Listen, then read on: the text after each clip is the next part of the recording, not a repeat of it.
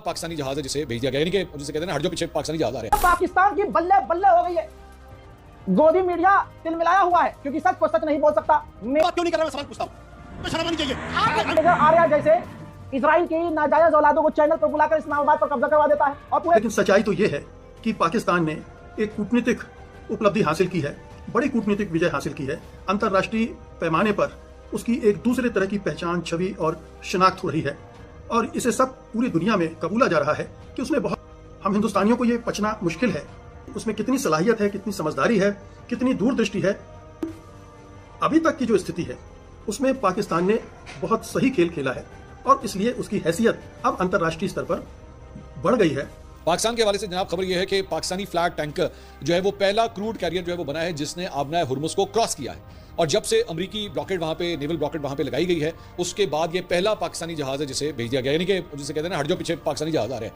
तो वो वाली सूरत हाल हुई है कि जिसे कहते हैं ना पूरे प्रोटोकॉल के साथ। अब ये खबर ये आ रही है कि ये जो पाकिस्तानी परचम बरदार ऑयल टैंकर था, ये स्ट्रेट ऑफ हुर्मुज के रास्ते खाम तेल लेकर निकलने वाला पहला जहाज बना है।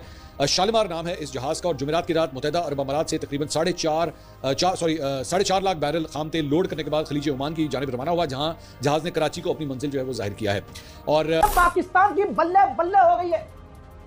गोदी मीडिया तिलमिलाया हुआ है क्योंकि सच को सच नहीं बोल सकता। मेजर आर्या जैसे इजराइल की नाजायज औलादों को चैनल पर बुलाकर इस्लामाबाद पर कब्जा करवा देता है और पूरे देशवासियों का बेवकूफ कर जाता है, बेवकूफ बन जाता है। लेकिन हमारे देशवासियों को देखिए सवाल नहीं करते कि भाई इसने तो झूठ बोला था। फिर अगले डिबेट में मेजर गौरव आर्या को दोबारा बुलाया जाता है, फिर वही जनता, वही ऑडियंस, वही गोबर चट्टा। वो कहता है कि गाजा पर बम गिराओ, लेबनान पर 100 बम मारो, इजराइल हमारा सगा भाई है। जनता फिर कुछ नहीं कहती है। 4 दिन के लिए मेजर गौरव आर्या गायब हो जाता है। अब इंतजार कीजिए, कुछ दिन में दोबारा से आएगा चैनल पर और आप तालियां बजाओगे। यह है गोदी मीडिया।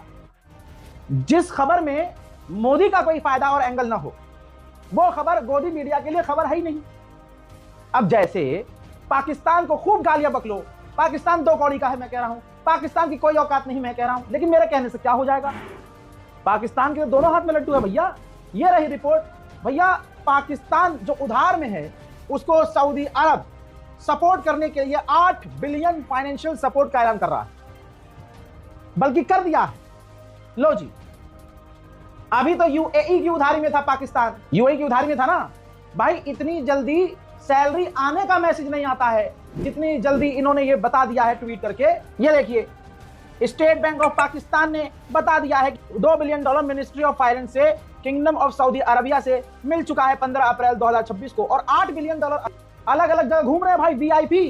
पूरी दुनिया का और मीडिया का फोकस, ऐसा लग रहा है कि जो लाइफ वो जी रहे हैं किसी और का ये ख्वाब था भाइयों बहनों। हाँ, किसी और का ख्वाब था, कैमरे का शौकीन कोई और था, लेकिन सारा फोकस भाई डोनाल्ड ट्रंप कह रहा है कि my friend Pakistan, general commander Asim Munir is a great man, Islamabad जाऊंगा पाकिस्तान। और कितनी बेगैरती है हमारे वाले की कि भाई उस जो हमारे दुश्मन को बेस्ट फ्रेंड कह रहा है, हम उसको कह रहे हैं माय डियर बेस्ट फ्रेंड। अरे भाई, बोलने से पहले सोच तो लो। मोदी 40 मिनट बाद क्या हुई ये कोई नहीं बताएगा।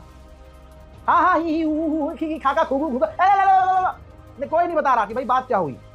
अरे मोदी जी के पास पावर है, मोदी जी ने ऐड बनवाया था यूक्रेन रूस पे, हमने वॉर रुकवा दी। वॉर क्यों नहीं रुकवा रहे हैं? मोदी जी क्यों नहीं कह रहे हैं? डराते क्यों नहीं हैं? धमकाते क्यों नहीं हैं ट्रंप को? देश काल में आपका स्वागत है। मैं हूं मुकेश कुमार। दोस्तों, भारत के विदेश मंत्री जयशंकर भले ही पाकिस्तान को दलाल कह के अपनी कुंठा का इजहार करते रहे, अपनी हताशा जताते रहे, अंगूर खट्टे वाले अंदाज में अपनी खामियां उजागर करते रहे, लेकिन सच्चाई तो ये है कि पाकिस्तान ने एक कूटनीतिक उपलब्धि हासिल की है, बड़ी कूटनीतिक विजय हासिल की है। अंतर्राष्ट्रीय पैमाने पर उसकी एक दूसरे तरह की पहचान, छवि और शिनाख्त हो रही है और इसे सब पूरी दुनिया में कबूला जा रहा है कि उसने बहुत चतुराई से, बहुत समझदारी से ईरान और अमेरिका के बीच में मध्यस्थता की भूमिका पकड़कर अपने आप को दोबारा से एक बेहतर छवि के साथ इस्टेब्लिश करने की अंतर्राष्ट्रीय बिरादरी में कामयाब कोशिश कर ली है। और अब ये देखिए, ये जो मध्यस्थता का मामला है वो कहां तक पहुंच रहा है, कहां तक पाकिस्तान इससे लगातार गेन करता जा रहा है। ये इसी बात से समझ सकते हैं आप कि डोनाल्ड ट्रंप ने कहा है कि if the deal is signed in Islamabad I might go. I would go to Pakistan. Pakistan has been great. They have been so good. They want me. यानी अगर इस्लामाबाद में ये समझौता होता है, इस पर दस्तखत होते हैं, तो मैं इस्लामाबाद जा सकता हूं, मैं इस्लामाबाद जाऊंगा। और पाकिस्तान बहुत अच्छा काम कर रहा है।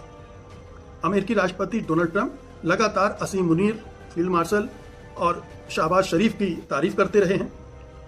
इस मौके पर कहा तो ये जाता है कि ट्रंप ने ही पाकिस्तान के से एक तरह से गिड़गिड़ा के कहा था कि कुछ करो, किसी तरह से युद्ध को रुकवाओ। यानी अमेरिका इस मुसीबत में फंस गया था इस जंग को शुरू करके कि उसे उससे निकलने का कोई रास्ता नहीं सूझ रहा था। ईरान किसी की बात सुनने को तैयार नहीं था। जो तुर्की, ओमान या मिस्र वगैरह मध्यस्थता करने की कोशिश कर रहे थे, वो भी कामयाब नहीं हो रहे थे। ऐसे में पाकिस्तान ने ट्रंप की फरियाद सुनी और उसके आधार पर काम करना शुरू किया। शुरुआत में जो ट्रंप की तरफ से 15 सूत्रीय कार्यक्रम आया था, उसे ईरान पहुंचाया, उस पर बातचीत शुरू की, वो रिजेक्ट हो गया। फिर दूसरा मौका आया और फाइनली ये एक बहुत बड़ी बात थी कि ईरान और अमेरिका के प्रतिनिधिमंडल आमने सामने बैठे बातचीत के लिए। और अमेरिका ने तो अपना बहुत ही उच्च स्तरीय प्रतिनिधिमंडल भेजा, जिसमें उपराष्ट्रपति जेडी वांस भी थे। तो ये एक बहुत बड़ी उपलब्धि थी इस्लामाबाद की और पाकिस्तान की हुकूमत की। इसकी तारीफ की जा रही है। और अब देखिए कि जब एक तरह से एक गतिरोध भी पैदा हो गया था उस बातचीत के बाद, क्योंकि उस बातचीत में कुछ बात आगे नहीं बढ़ी थी। ये जरूर हुआ था कि बातचीत टूटी नहीं थी। और ये बार बार खबरें आ रही थी कि बैक चैनल लगातार बातचीत हो रही है, प्रस्ताव दिए जा रहे हैं, लिए जा रहे हैं, विचार विनिमय चल रहा है। और पाकिस्तान इसमें एक प्रमुख भूमिका लगातार निभा रहा है।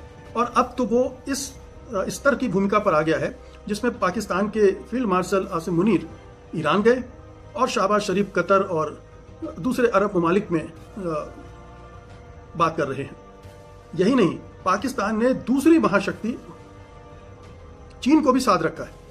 यानी जब मामला फंस गया था तो पाकिस्तान के विदेश मंत्री बीजिंग पहुंच गए थे और वहां से भी एक 4 सूत्री या शायद 5 सूत्री एक फ्रेमवर्क चीन के विदेश मंत्री के साथ मिलकर बना था।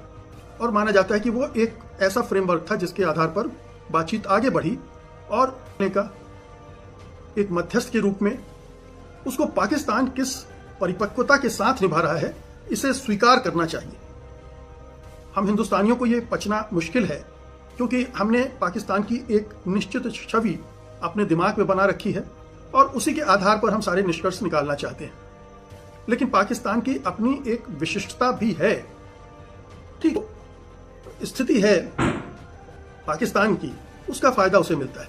वो ईरान से लगा हुआ है, वो सऊदी अरब और तमाम अरब मुल्कों से मिला हुआ है, वो इस्लामी देश है, उसके पास न्यूक्लियर बम है, दोनों महाशक्तियों का उसे समर्थन सहयोग मिला हुआ है। इस वजह से उसकी जो स्थिति हो जाती है वो बहुत विशिष्ट हो जाती है। और एक बड़ा देश है और वहाँ पर एक बड़ी शिया आबादी भी है। जो ईरान शिया मुल्क है उसकी एक बड़ी आबादी, दूसरा बल्कि कहना चाहिए कि सबसे बड़ी शिया आबादी पाकिस्तान में है।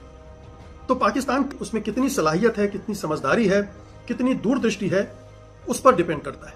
और इस मामले में हमें स्वीकार करना पड़ेगा कि भारत की लीडरशिप के मुकाबले पाकिस्तान की लीडरशिप ने ज्यादा समझदारी और दूरदृष्टि से काम लिया है और उसका असर भी दिख रहा है।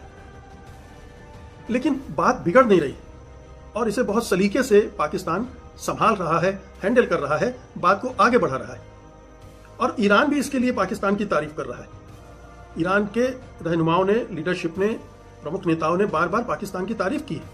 तो उसकी तारीफ पाकिस्तान, ईरान भी कर रहा है और अमेरिका भी कर रहा है और चीन को भी उसने इसमें रखा हुआ है। तो आप देखिए कि इतनी सारी चीजों को वो किस तरह से मैनेज कर रहा है। इतनी तमाम शक्तियां, चाहे वो क्षेत्रीय शक्तियां हों, चाहे वैश्विक शक्तियां हों, उन सब के बीच में पाकिस्तान एक केंद्रीय भूमिका में है। सबको मेलजोल करवाने का एक बड़ा रोल अदा कर रहा है। इसे स्वीकार करना चाहिए। ये देश के छोटे और बड़े होने से नहीं जुड़ा है, देश के ताकतवर होने से भी नहीं जुड़ा है। ये उस परिस्थिति में आप किस तरह से अपने पत्ते खेलते हैं, ये इस समझदारी पे जुड़ा हुआ है और ये समझदारी पाकिस्तान की लीडरशिप दिखा रही है। अभी तक की जो स्थिति है उसमें पाकिस्तान ने बहुत सही खेल खेला है और इसलिए उसकी हैसियत अब अंतर्राष्ट्रीय स्तर पर बढ़ गई है।